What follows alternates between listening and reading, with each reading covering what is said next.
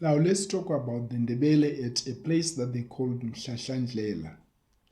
From Ekuphumuleni, the Ndebele moved to Mhlahlandlela, which is in the present-day Pretoria area. Now, in this area, or at this place, they raided areas such as Botswana, Lesotho, and Zimbabwe.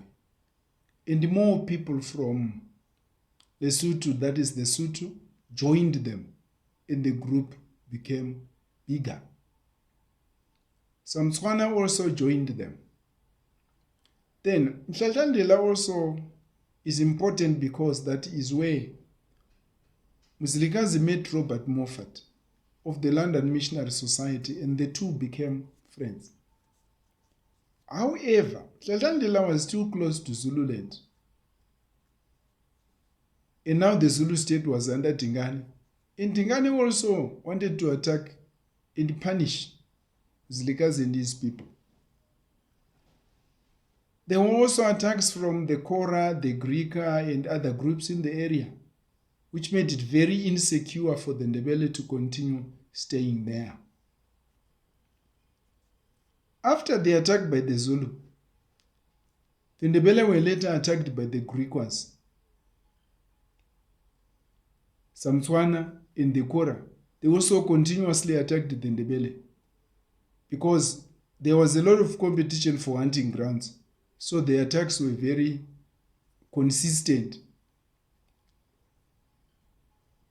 The Ndebele decided that it was time for them to send armies to attack these people. Of course, they attacked them. They attacked the groups. That is the Tswana, the Kora, and some other tribes there.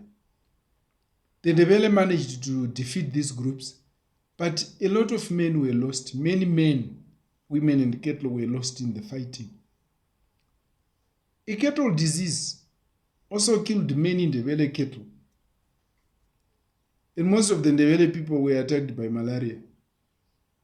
All these problems made Mzilikazi realized that Mhlahlandlela might not be a very good place to settle in. Combined with the fact that it was also still too close to Zululand or to the Zulu state, Mzilikazi moved on. He decided to leave the area and move on and continue his migration northwards.